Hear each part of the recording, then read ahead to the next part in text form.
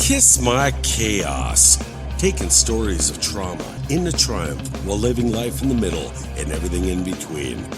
All views are expressed solely of the host, guests, and for entertainment purposes only. You don't like it? Well, you can kiss our chaos. Here are your hosts, Abigail Dark and D.T. Hudson.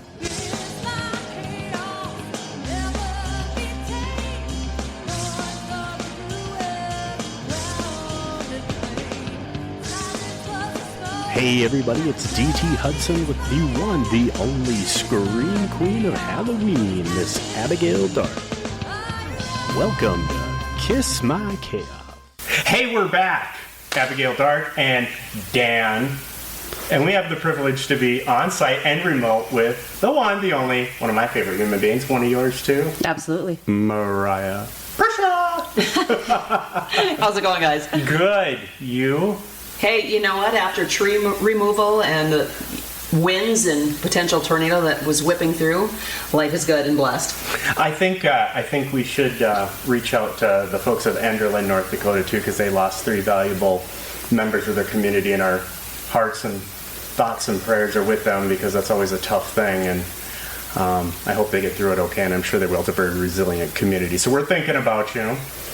Absolutely. And then we have we have a window here that we can look outside because apparently there's more tornado watches. So if we see Reed Timmer, extreme meteorologist, and his whatever thing that he's in, the Dominator, we're going to drive in the other direction. Now we're going to go into it. This would be live footage. Hey, Angie, did you hear that? Your truck is about to get demolished. Yeah, don't, please. I didn't have that conversation. I don't know if she's looked at the weather forecast, so. Yeah, hopefully not. That's what insurance is for? No. Maybe not. Hey, I tell you what, thank you for everybody that listened last week. Had a ton of messages, had a ton of people reaching out saying, hey, thanks for what you're doing. But it's not for us, it's for you. And the whole goal has been to find people, not only our local community, but all over, that have not just an interesting story, but a story of victory. Maybe have been dealt some things in life that seemed almost insurmountable, but have come through it and are doing amazing things for other people. Absolutely. So maybe we should start with how we met Mariah. I think anybody who's listening to this that has met her has been inspired by her in some way, shape, or form. I got recruited to come to her kickboxing class, which I absolutely loved. At that point in fitness, I needed something. I needed to go into feeling better about myself, feeling more empowered. And I never really had a role model at that time of anybody in my life that I saw as a super strong, female role model. And it was nice to come into that, and I'm sure you've experienced tons of that with women coming in and not knowing themselves or just looking for something. They think they're coming for fitness, but they come out with something else. But tell us a little bit about what you do with that.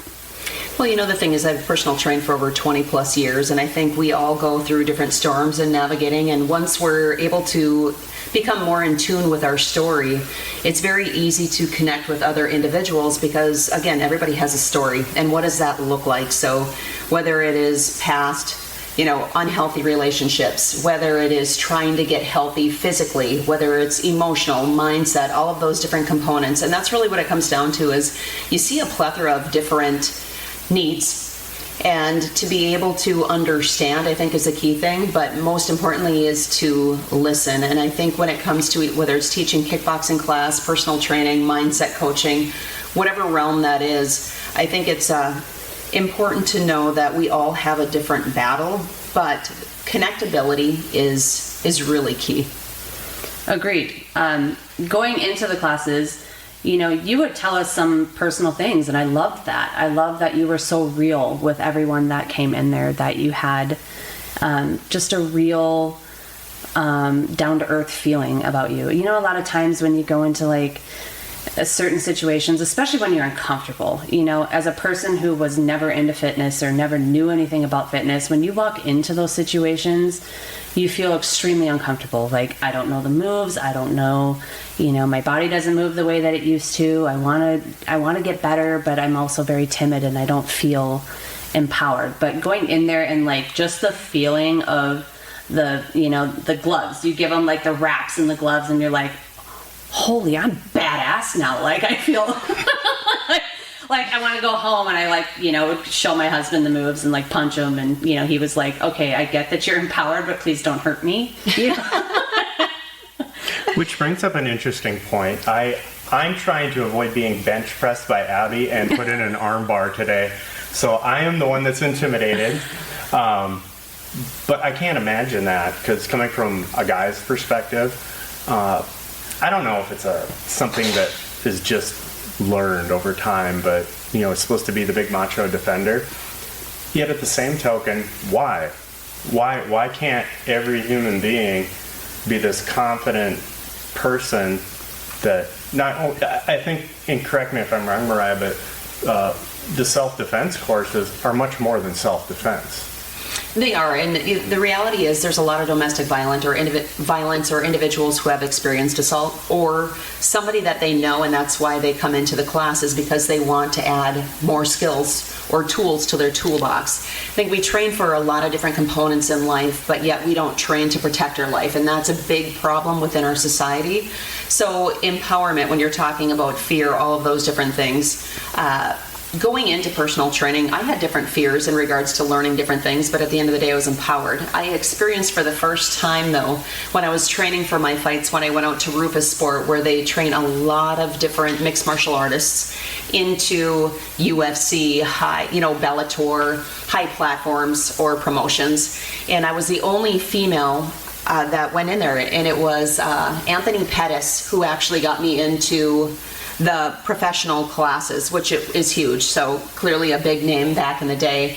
And anyway, the very first day I walked into Rufus Sport, I was nervous and I was like, okay, so what are we gonna do? I don't even know what the classes are. Is it sparring? Is it this? Is it that? The other? And here comes Tyron Woodley, who is also a UFC fighter. And I said, what should I anticipate for the first class? He goes, well, we're going to be sparring. And I said, so basically you're telling me that I'm gonna get my ass kicked? And he said, yep. Pretty much. So sitting in that space can transfer to individuals who have never done something. It's that fear, it's that anticipation of the unknown, like what is going to happen. So that was the first time ever when I was the only female in those professional classes, because all of their other women had just fought. So they were taking a week off when I was there for a week. So you got kind of thrown into the ringer. But I think the key thing is to understand is when you're doing something new, take one step at a time and recognize that perfection doesn't exist. So if you're going from, walking and now all of a sudden you want to start a running program, it's kind of scary. But at the same point, how do you know if you're going to get to where you want to be if you don't attempt it? Yeah, you got to try. You have to try. And that's what a lot of this is all about. And why Abby and I began this is to have people like you, Mariah, tell a story like that. I mean, I cannot imagine what that would be like going in. It's like, hey, we're sparring. These people have a ton of experience. How'd that work out? It was great, actually. So, they didn't I'm go sure you like rocked it. They didn't go like balls to the walls, thank God. They did more timing sparring, so it was a lot of movement. We would drill different combinations, and then after we would go through drilling combinations, then we went live. So clearly, I was matched up with people my size. But yeah, no, I wouldn't change those experiences, because we have to be humbled in life, and that was very a big humbling moment for me. And it's checking your ego when you go in, and you go in stating, I know absolutely nothing, because when you go in with that mindset, that is when you learn. I've always been curious of, you're good at everything that you do. Like, you put your mind to it, you figure it out, you look it up, you research it, and you do it to perfection. I have always wondered, why boxing? Like, what drew you into that world? I would say this, when I was in high school and even in college, I always wanted somebody to punch me first, and they never did. I'm not doing it either. Not even joking. It's crazy. So, I always wanted to have that interaction, like, all right, let's go. Let's see what you got. But the reality is boxing and mixed martial arts, it wasn't the fact that, hey, my dream was to be a fighter. How that came into play is I needed something more. At the age of 36, I'm helping people with nutrition. I've got my nutrition dialed in. I've got my fitness dialed in. I've got my mindset dialed in. And then playing 3 sports in college, it's like I just needed something more. So, I get into this point, like each year I set a new goal of, okay, what is next for Mariah? What does that look like? And it's not all physical. And I've learned as I've gotten older that I dove so much into the physical trenches that it's like, no. There's so much more to growth than just that one element. And I've learned a lot in the last couple of years, and I've really shifted the way that I look at health and what that all entails. How did that first punch feel? Well, was the one, are you talking about the one I received or the one that I gave, right? Both. So start with the receive, and then we'll go to the one that you gave. Well, that was outside of sparring in my first fight. It was crazy going in tunnel vision. You don't know how the fight is going to start. And what I learned is later in the next couple of fights, it's not about how the fight is going to start, it's how you're going to control the fight. So the very first time was, I got hit, but you don't feel anything. So it's all adrenaline, and it's like, okay, go. And that's really where the true fight or flight comes into play. It was my first fight, sold out crowd. First female professional sanctioned MMA fighter. I had WDAY Sports there. I had sold like $14,000 worth of tickets for my first fight. So I knew that when I was in a standing guillotine chokehold for the first round, which was 5 minutes, standing in the corner before going into the second round, my neck muscles were so fatigued that it felt like I was standing there. My head was like a bowling ball balancing on top of a straw. And I recall in my head saying, I really hope people don't see my head bobbling like a bobblehead doll. And I was like, you need to go in there and finish. Because you know what? People are wanting you to win. So go out and do it. And that's when I went into a double leg takedown after getting another shot to the face. But then she ended up tapping due to strikes when I got in mount position to ground and pound. Nice. It's really interesting because you can draw so many parallels to life in general with that story you just told. It's like, nope, I'm not giving up. Nope, we're finishing this one way or the other. We're going to learn from it, and we're going to apply what we've learned to even get better. And I think that's where the roadblock comes in sometimes for folks, is like, this was hard, I'm never doing it again. You know what, maybe if it's a safety issue, that's probably a good idea. I've been told that many times because I like to try new things too. But if you look at the analogy of your first fight, going in there, hey, I'm not 100%, and I don't think you probably expected you would be. I mean, you're going to have good competition, but I'm not quitting. We're going to learn from it, and we're going to do the best we can, and we're going to do even better the next time, win or lose. Oh, 100%. And I think that's how I've always looked at life is try me, right? I am my biggest pusher when it comes to overcoming obstacles and growth. I refuse to settle. I recognize that I want to leave all of my cards on the table, whatever that is. And being a female in the Fargo-Moorhead area, especially at that point, there weren't a lot of women, if any, that were training.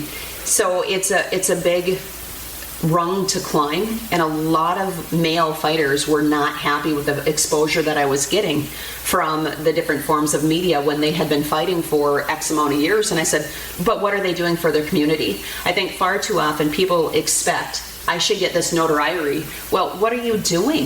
If you're not doing anything, why? I guess just for me, looking at those pieces of the puzzle, and what I want in life is I want to leave a legacy. And I want to teach my children that you can overcome anything that comes into your life as long as you keep moving forward. Have you always had this mindset?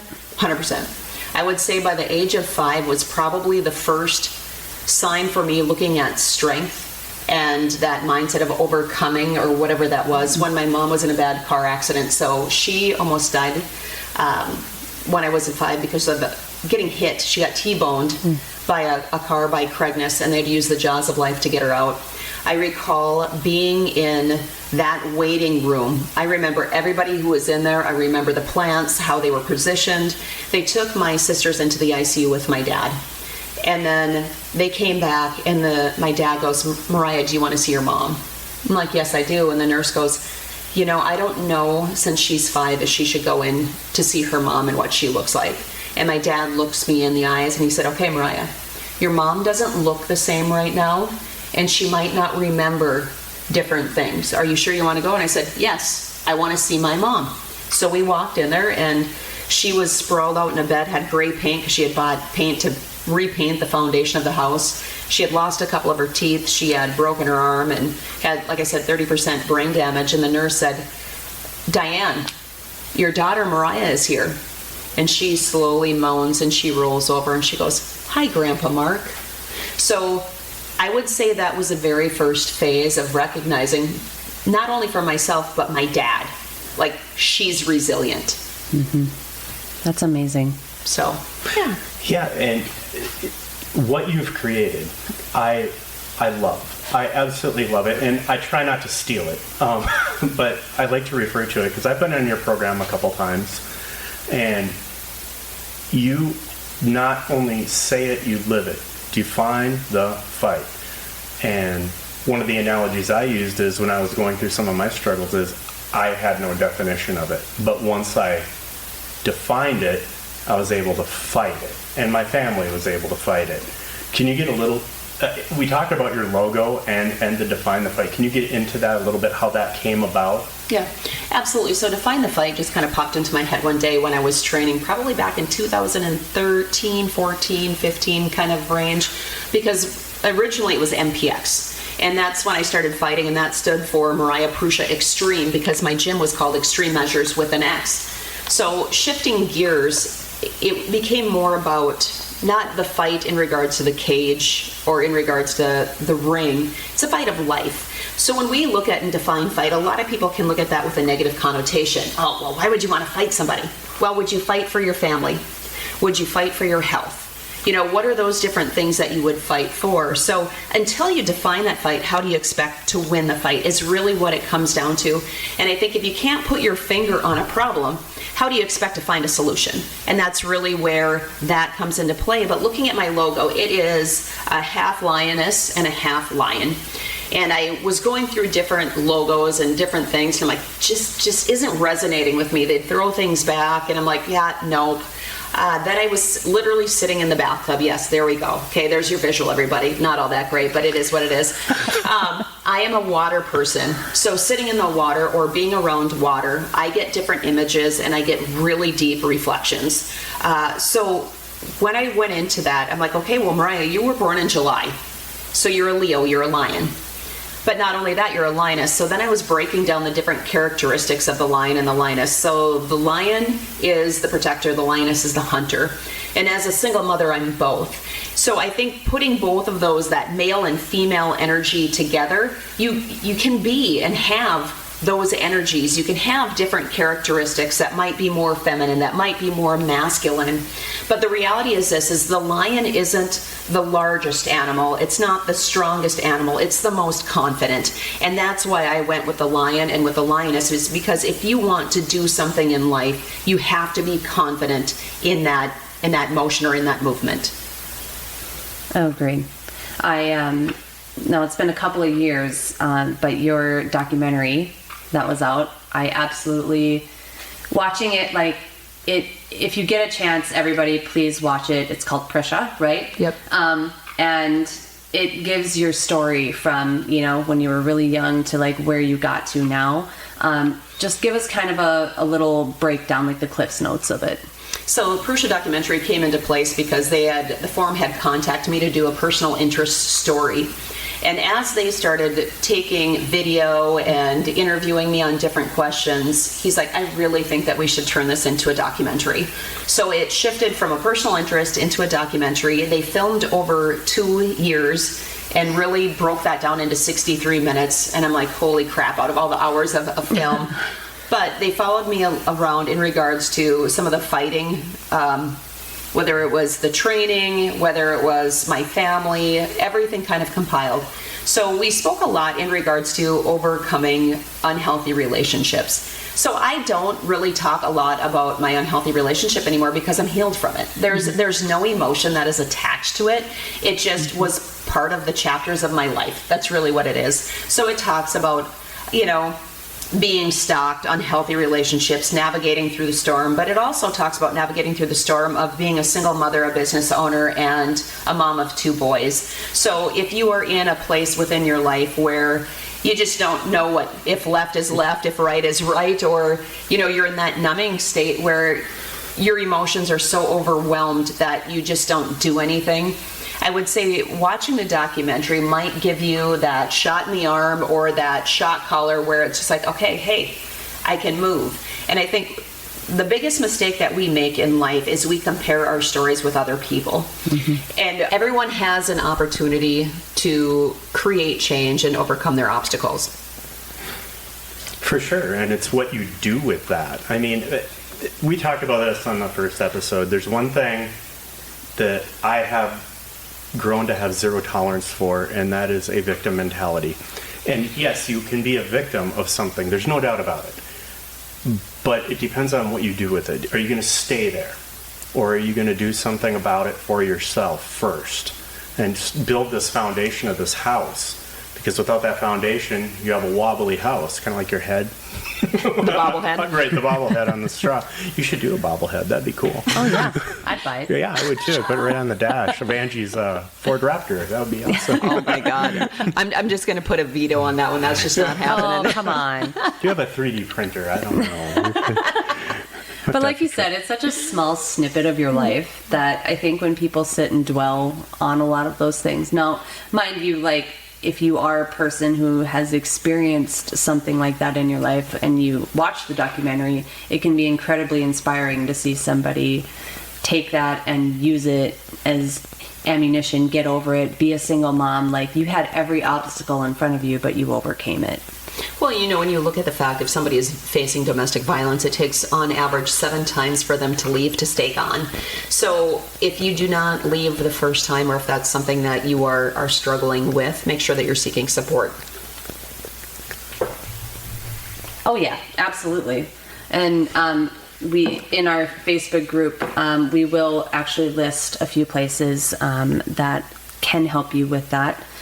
Whether it's in the Fargo-Moorhead area, that's usually where we're based out of, so we can post some of that, or even some national ones. So that's really the goal is with a lot of organizations, they do tremendous work. We want to have resources locally for people available to them. We're not doctors. We can tell you our stories all day long and how we got through it, and it may or may not work for you. But reaching out to people like Mariah and other guests that we'll have in the future, we can hear their stories, and you can take bits and pieces of these stories and maybe create your own. And a story of victory, because that's how we want this to work, is from A to B, victory and continued victory. That slippery slope is way too slippery to climb back up, even by yourself sometimes. If you don't have the proper tools, or if it's triggers, you may need to identify them. But understanding that nobody is coming to save you. You need to do it yourself. You need to take the time, research, do what you need to do to find the strength. Some people are like, I don't have family, or I don't have this person to lean on, or I don't have this. It's those are excuses. So what can you do to get yourself to that next level, to escape, to save yourself in a manner, because like you said, there's no Superman in life, unfortunately. But even though you can wear a cape if you want, because with Halloween, you can make sure you get a costume. We do have the Halloween Scream Queen here. Hey, I can help you with the cape if you absolutely. If you need a costume or any of that, I'm your girl. So one thing you've talked a lot about in the past and still to this day, something we talk about in the military and in law enforcement, is the warrior mindset. Can you tell individuals what exactly that warrior mindset to you is? A warrior mindset is being able to, before you speak, is be able to reflect, I think, is one thing. Where you sit in that spot, it's like the witness process. So you observe before you take action, or the action could be speaking. But at the same point too, there's so many different components that go with the warrior mindset. So, some people think, okay, the warrior mindset is, hey, I just need to push through like this crucible, this physical crucible. I have to go, go, go, go, go. Then there's the emotional, is how do I overcome different emotions? Well, here's the reality is Jason Redman is a well-known individual who is a Navy SEAL and is absolutely amazing. I had the pleasure of hearing him speak. He was wounded in the line of duty where he was shot in the face. And the warrior mindset is, this is an example. They didn't know what his survival rate would be or how he would come back after being shot. And he wrote a note, which I believe is in the White House right now, stating, this isn't word for word, but basically a breakdown of it, is that if you are coming into my room to feel sorry for me, do not enter. I was wounded doing something that I love and serving the country that I love. And I will come back 100%, whatever that looks like, or 20 times stronger. Thank you, the management. So that to me is, we get so caught up in this space of poor me. And the reality is somebody always has it worse than you. So it's that self-sabotage, that area or that space that we go where we can get angry at things. We have this resentment. We have all of these different components and emotions that are like a ball of rubber bands that never really get unwound. You just keep adding to them. You talk about like the victim mindset. But in life, get rid of the damn rubber bands. Yeah. Right? Start working through them. And it's like, stop looking at, well, somebody did this to me or this happened to me. No one cares. Okay? Mm-hmm. They do. Don't get me wrong in regards to support and loving somebody. They care in that perspective. But if you choose to stay in that sinkhole, it gets to a point where you're going to start losing lifelines because you are that person that no one wants to be around. So what I would say is get the shovel and start digging. And stop being afraid of failure. If you don't try, you'll never know. And there's been many things that I've wanted to do in life or that I've tried, and I failed at it, but I kept trying. You keep doing it. I wanted to start running. Well, I tried it. I ran a couple laps. I was out of breath. I hate running, mind you, but I'm like, I'm going to do this triathlon, and if I have to crawl across the finish line, I'm going to do it, and if I have to walk half of it, I will. Mm-hmm. And there's that fear of, it's timed, I might fail it, but maybe in a year after that, maybe I won't. Maybe it'll show me where the areas I need improvement on or things that I can work on, but I don't sit there and dwell on like, well, if I don't finish it or I don't do that, then that's the end of it. Screw it, Okay, so I'm going to add in on that. So looking at the words that you had said, well, I might fail because I'm not going to reach the time. If you don't reach the time, who cares? Because here's the reality is you're putting in the time. Absolutely. So you're putting in the time to achieve it and try something new and to challenge yourself. That is not failing. It doesn't matter if you get a first place ribbon or a last place or whatever that may be. And stating, yes, if I struggle where, okay, I'm unable to jog, but I walk. You're still moving forward. So I think we get caught in this, and our society has made it feel like it's unacceptable. Like failure is unacceptable. Well, the reality is we need to embrace it. Absolutely. Because when we try something and we might not reach the success that we wanted to, we still did it. And I think that's really what we need to look at is, I lost 3 fights. Did I quit? No, I kept fighting. But the reality is when I lost my first one, I felt like I let every single person down. And I had an individual come up to me and he said, Mariah, you didn't fail anyone. What you showed people is that you're willing to challenge yourself and push and empower. And I think that's really what it comes down to. And, at the end of the day, you doing the triathlon isn't about anybody else. And it shouldn't be. It should be about the fact that you want to do something for you. Right. Comparison is the thief of joy. Somebody told me that line, and I had to learn to embrace it. Because when you walk into a gym or you walk into a job or you walk into anything new that you try in life, you always want to look at that person who has the president of the company. You're like, oh, I'm going to compare myself to that person. Or the person that's, squatting 300 pounds and you're like, well, I want to do that and I only have like 80 pounds on me. So they're looking at me like I'm beneath them. But in reality, it's all in your own head. You're just comparing yourself to somebody who's probably been weightlifting for half their life. Or you're comparing yourself to somebody who has a college education that is the president of the company for a reason, and you're just starting at the bottom rung. But it doesn't mean you can't get there someday. You can set that goal for yourself, but to compare yourself to somebody who has done multiple triathlons or has completed them and done really well, and when you're just starting is awful. Like you said, you have to start somewhere. I would think that the person squatting 300 pounds or the 9-time triathlon champion would be the last critic, because they had Absolutely. a starting point too. And not only are they maybe champions in their sport, they're probably champions at life. Absolutely. And if they're a champion at life, that's someone to learn and grow from, and they're willing to mentor and lead. And those are the people you want to surround yourself with. The critics are the ones hiding behind their phones and their computers, making their comments, and Right. it would have never had the balls or courage to try anything new other than making themselves feel better by knocking somebody else down.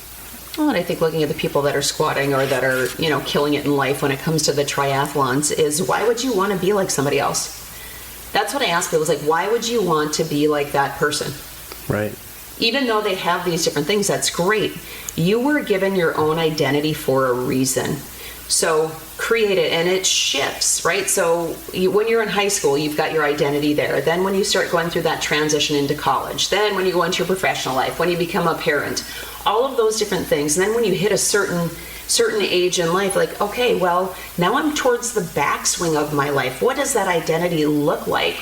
And I think far too often people start idolizing individuals or looking at people as certain role models, which is great because, oh, hey, okay, if this person can do it, I can do it, right? That's great.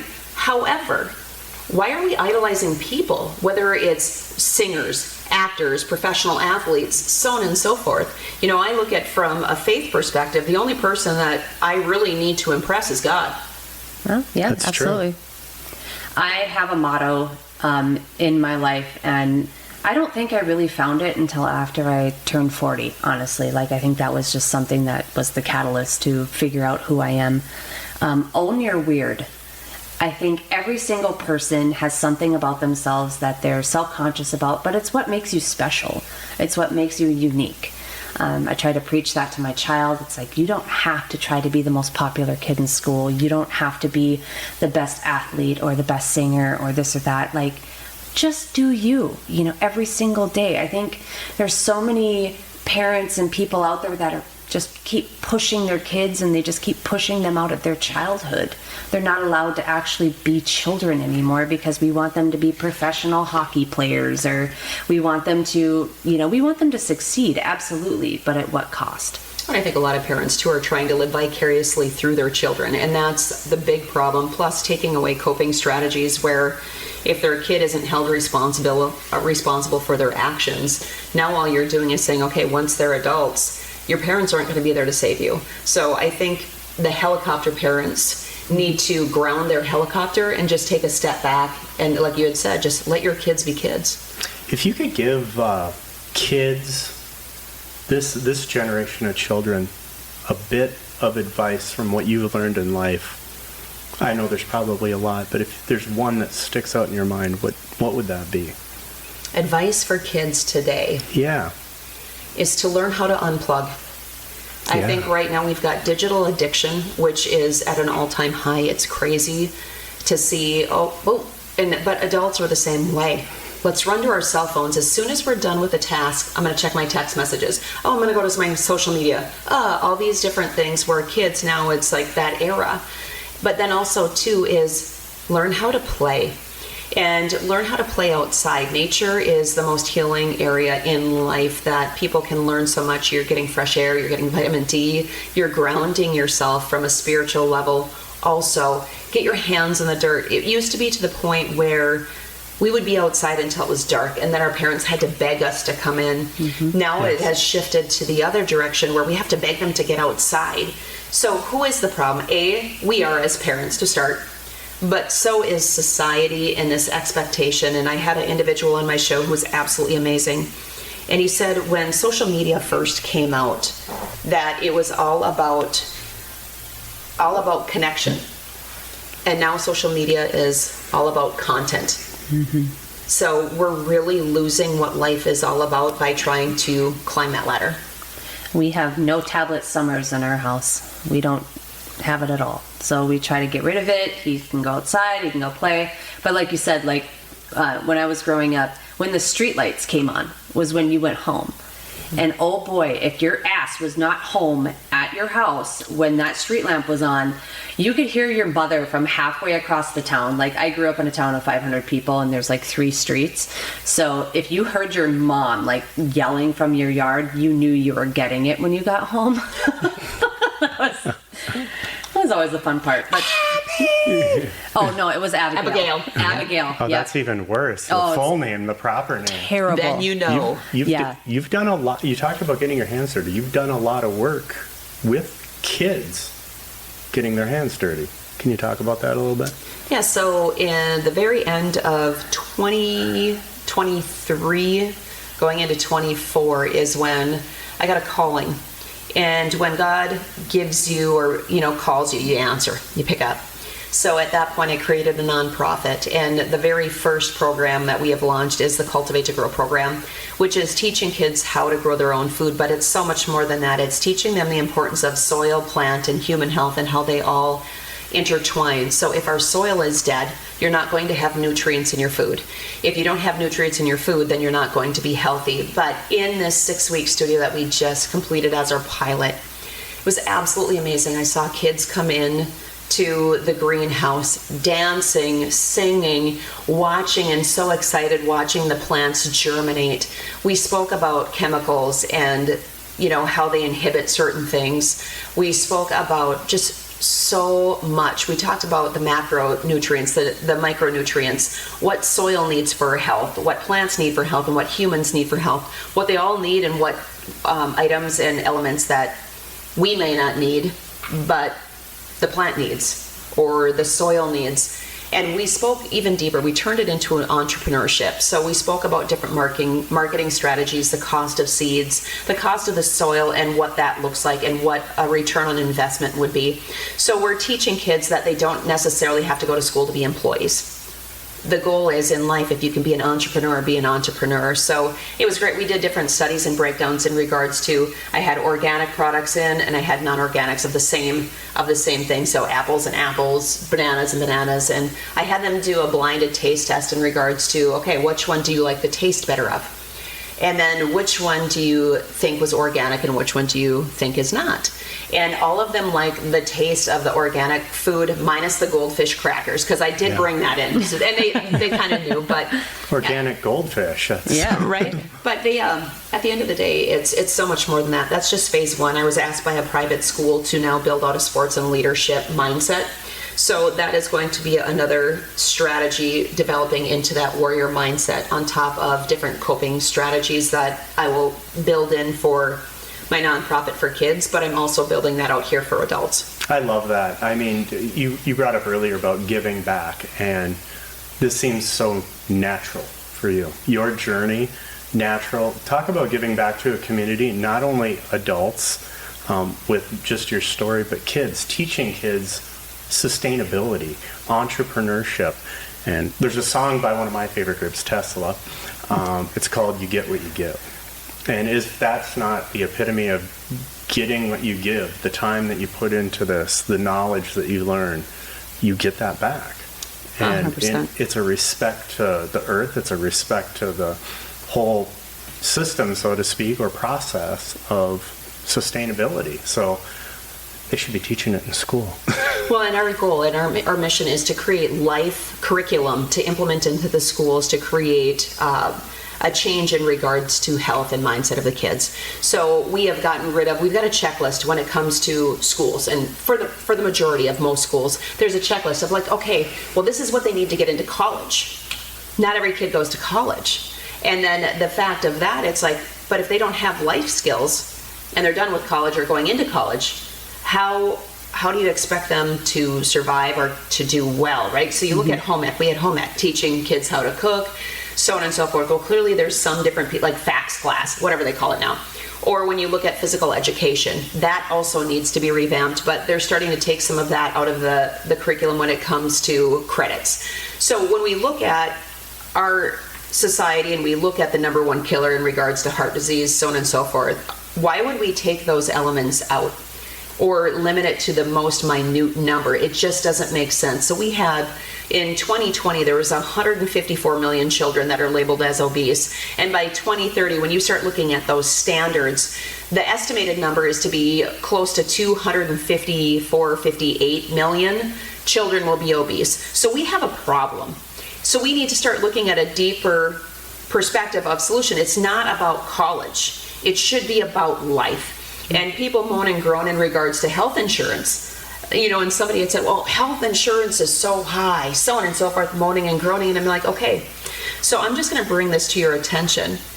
You have this in your health history, you have this in your health history, and you have this in your health history. I said, what are you doing right now as a proactive approach to get healthy?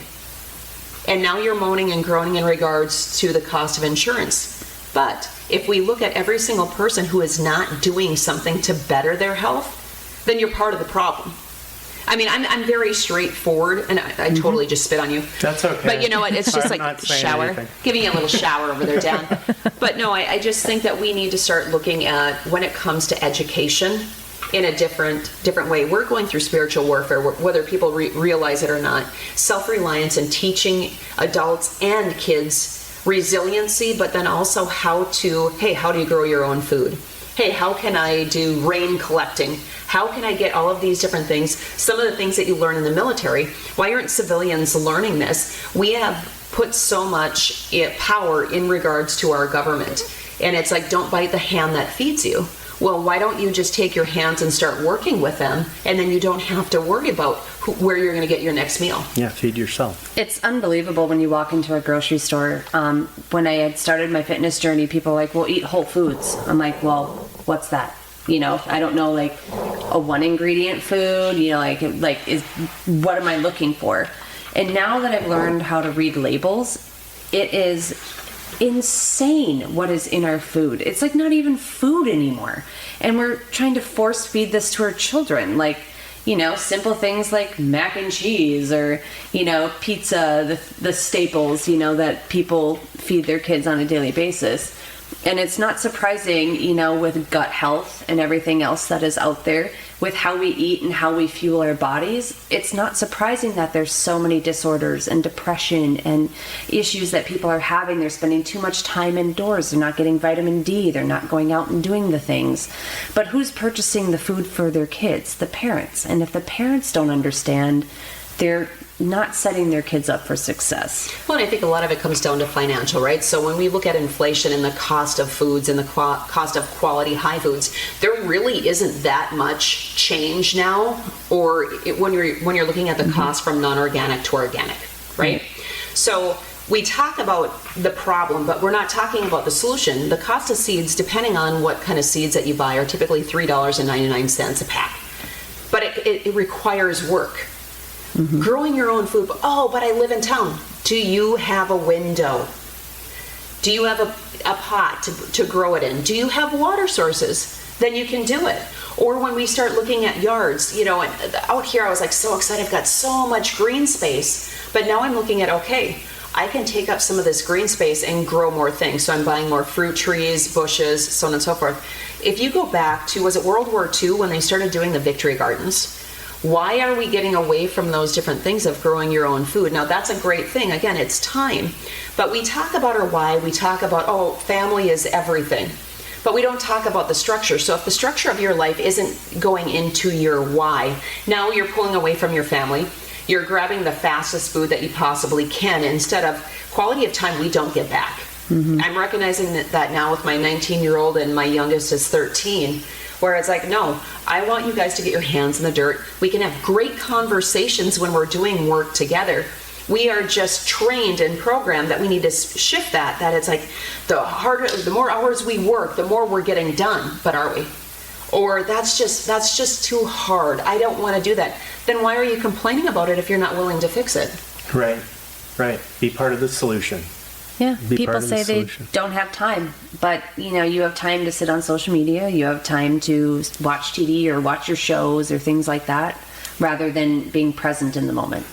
We didn't say you didn't have time to listen to a podcast, though, because I think that's important. You can plant things while you listen Yeah, to this. absolutely. Absolutely. Put your Absolutely. AirPods in, do what you need to do. What are we missing? Boy, we could talk all day. I mean, we really could, because there's so many things that you've done and have experienced in your life, and you have so much knowledge and give back so much. And I don't know if anybody has said it. Hopefully they have, but you are very much appreciated. Thank you. Your foresight, your knowledge, and what you do for not only this community, but for people all over, whether it be education or you're someone to look up to, and you are a success, and I'm honored to know you. I really am. I love it. I love everybody. And we've known each other for a while. Wow. We have. But it's an honor, too, like for both of you guys, recognizing different stories and places in your life and where you guys are taking it. It's great to see. And I think, again, you start writing a chapter in different places of your life. And sometimes we look at when we're in our 30s, we're in our 40s or 20s, that we should be at a certain spot. I think we're called to a spot. I think it comes to the fact of, you can sit in the driver's seat and you have the opportunity to turn left or to turn right. And sometimes you turn left, and that's okay. And you start driving down this road, and eventually you come to a dead end. And that's when we shift, we pivot in life. And it's important to know that you're not probably, more than likely, going to be doing the same thing that you're doing today in 5 years from now. Or if it doesn't matter in 10 minutes, why are you stewing over it? Just recognize that you have the power to create change within your life. And whether that is physically, mentally, emotionally, spiritually, whatever that may or may not be, what I can say right now, in today's day and age, we are called to do a deeper level of healing. And it hurts, it sucks, it's all of these different things. But when you do the work, you're going to recognize that your calling is so much louder than you could have ever imagined. So lean into your faith versus your fear, because right now that's what we're being called to do, is lean into fear. I'm telling you right now, if you want to get somewhere, lean into your faith. Absolutely. That's great advice. And, I've always said, find your people, and whether that be your faith, whether that be music, whether it be something, find your people and take a run at it. Why not? What do you got to lose? Absolutely. Yeah, I think that first time when I had met you, Mariah, that was my start of my revolution, of where I started to find myself. And I can't thank you enough for that. Every single time I'm like, yeah, she's doing the things, it's very exciting to watch you. And we will post on our Facebook all the different ways that you can find Mariah. And we do want you guys to go in. We'll put a link there for her Cultivate to Grow, to help her support that and to grow it as much as we possibly can, because it's such an amazing thing to have, to teach our children how to be healthy and how to be better humans. Well, and I appreciate that too. And if individuals are looking for retreats, I'm getting ready to launch retreats out here also, and starting my book as well. So that's really what it comes down to, is, hey, here's the breakdown. How can I help you? Because really at the end of the day, it's about helping one another. I felt at home because she has goth chickens. Black and red chickens. The black astrolarbs, they're great. I'm sorry, my favorite's Mr. Wobbles. Mr. Wobbles is, he's got some challenges, but I tell you what, Mr. Wobbles is going to be okay. Yeah, he's got splay legs, so he is in the constant split, so can't walk. But you know what? Wobbles sometimes comes into the garden with me.